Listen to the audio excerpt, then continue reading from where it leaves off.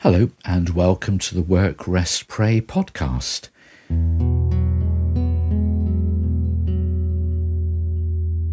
During the next few months, I'm looking forward to being at a number of book events.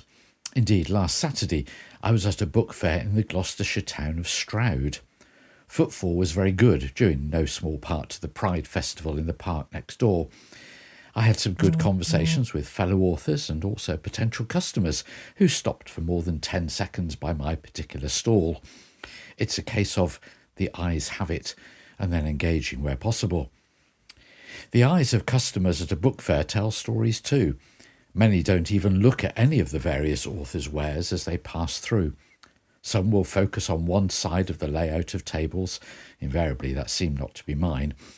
And indeed, not for the first time, only one of my books was sold, and that was to another author, not for the first time. But as I've often said, it's not the number of books one sells, but the conversations and the comments from people who like them or find them helpful that make it all worthwhile. Given the propensity of fantasy, dystopian and romantic novels available on such occasions, perhaps by comparison my contemporary fiction stories are not as appealing to the general populace. At non-church book fairs, I learnt quite quickly not to bother taking the faith-related books. As one customer said at an event where I'd taken both genres, "I don't like religion," and they walked swiftly on. As I sit at these events, and another one tomorrow as I record this, it would be easy for me to be thinking, why don't you look at my books?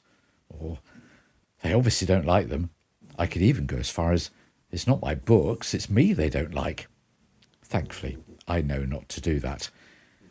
But such times are in themselves a reminder of Jesus' words, "You shall love your neighbour as yourself." Mark chapter 12, verse 31.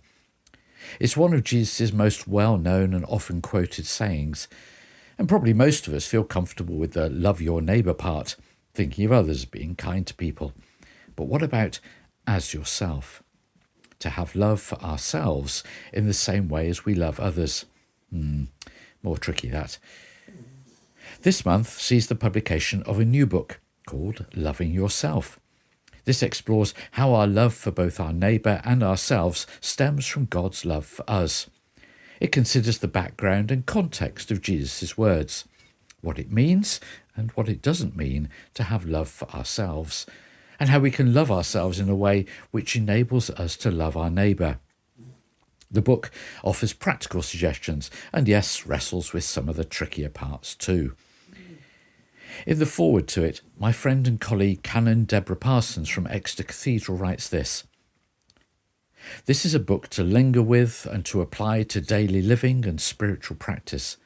It is a book that is compassionate and realistic, honest and accessible, offering down-to-earth tips born from lived experience and forged in the furnace of life. There is something in it for everyone. Drink deeply from this wisdom well and trust that the living water it contains will nourish the parched or dry places in yourself."